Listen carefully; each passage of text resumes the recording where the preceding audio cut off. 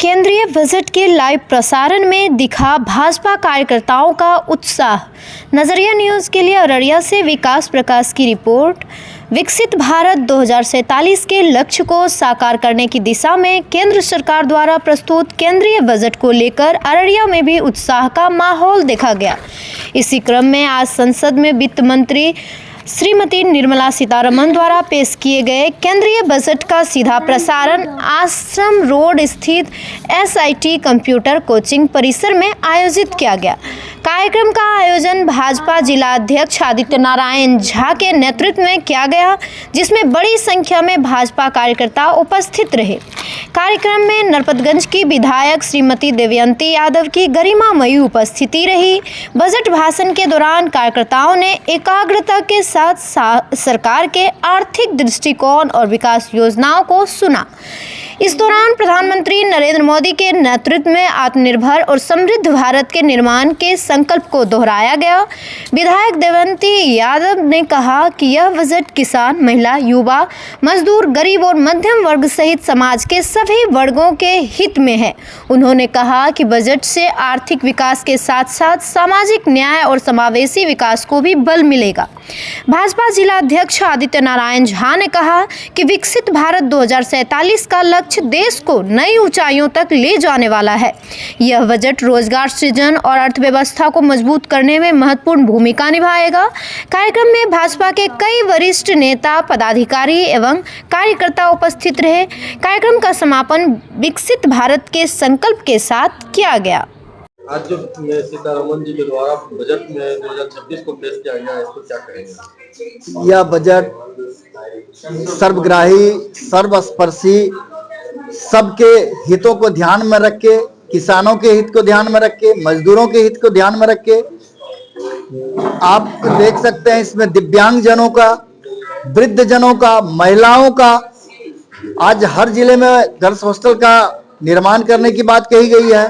दिव्यांगजनों को आसानी से स्वास्थ्य सुविधा का लाभ मिल सके, इसकी व्यवस्था, वृद्धजनों को ज्यादा से ज्यादा सुविधा मिले, उसकी व्यवस्था की गई है। हर जिले अस्पताल का विस्तारीकरण की योजना है। इनकम टैक्स का फॉर्म भरने में आसानी हो, इसकी व्यवस्था की गई है। उसकी समय सीमा को बढ़ा के 31 जुलाई तक कर दिया गया है। जो दैनिक उपयोग की सामान है, चमड़े से बने हुई सामान जैसे जूते, बेल्ट, बैग, इस तरह के सामान, उसको सस्ती कर दी गई है। 7 गंभीर बीमारियों की दवाइयां, जिसमें कैंसर भी शामिल है। आज कैंसर बहुत बड़ी समस्या हो जाती है, किसी परिवार के लिए सबसे बड़ी विपत्ति का समय होता है। उसकी दवाइयों को सस्ती कर दी गई है। भारत विकसित राष्ट्र बने, इसके लिए प्रधानमंत्री जी, उनका सोच है कि सभी क्षेत्रों का विकास हो। खास करके पूर्वोत्तर का अभी तक अवहेलना होते आया था, तो पूर्वोत्तर के राज्यों पर विशेष ध्यान दिया गया। कई पर्यटन स्थान, पर्यटन केंद्र खोलने की बात इसमें कही गई है। पर्यटन गाइड, 10,000 पर्यटन गाइडों का इसमें नियुक्ति की बात कही गई है। सोलर एनर्जी पर जोर देने की बात कही गई है। तो आप कह सकते हैं विदेश यात्रा जो है वो आसान हो गया, ऐसा भी इस बजट में है।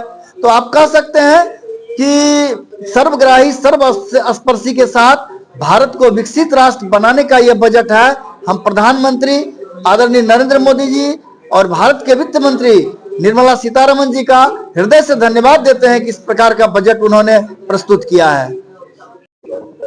बजट 2026 पेश किया गया है, क्या कहेंगे? आज के बजट में सभी वर्गों का ध्यान रखा गया है और मुझे लगता है कि ये सबसे नीचे स्तर के लोगों पर भी विशेष ध्यान रखा गया है। जैसे किसानों को 6,000 रुपया अनुदान राशि मिलती थी, अब 6,000 को बढ़ा के 9,000 कर दिया गया है। महिलाओं को, सेविका, जो लोग देहाती एरिया में अपना कामकाज करते थे, उनको बाजार से जोड़ने की बात कही गई है।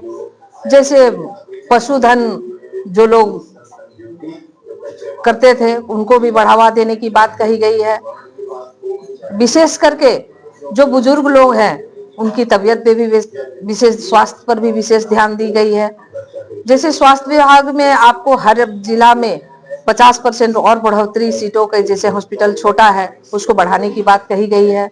इमरजेंसी वार्ड को बढ़ाने की बात कही गई है। तो मुझे लगता है कि सभी वर्गों को ध्यान में रखते हुए ये बजट आया है और पूरे देश को तन मन से इसकी स्वागत करनी चाहिए। इस बजट से बिहार को कितना लाभ मिलेगा?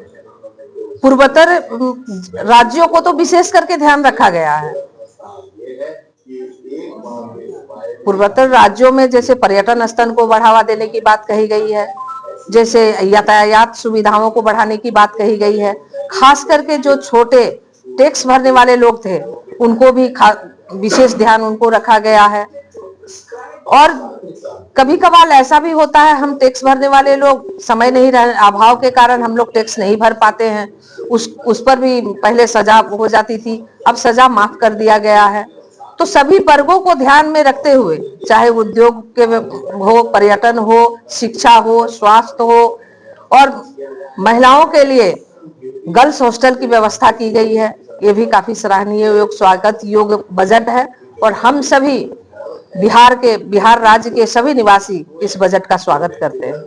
वित्त मंत्री श्रीमती सीतारमण जी का मैं दिल से आभार पूरे अररिया जिला वासियों, पूरा देशवासियों की तरफ से उनका स्वागत करती हूँ, धन्यवाद देती हूँ, जिन्होंने हर वर्ग के लिए सोच के बजट पेश किए हैं, जिससे कि 7 गंभीर बीमारी हैं, जैसे आजकल कैंसर, डायबिटीज हर घर में है, उन पर भी मद्देनजर रखते हुए उन पर भी बहुत दवाइयाँ ऐसे सस्ती की है, जिससे बहुत गरीब को राहत मिलेगी।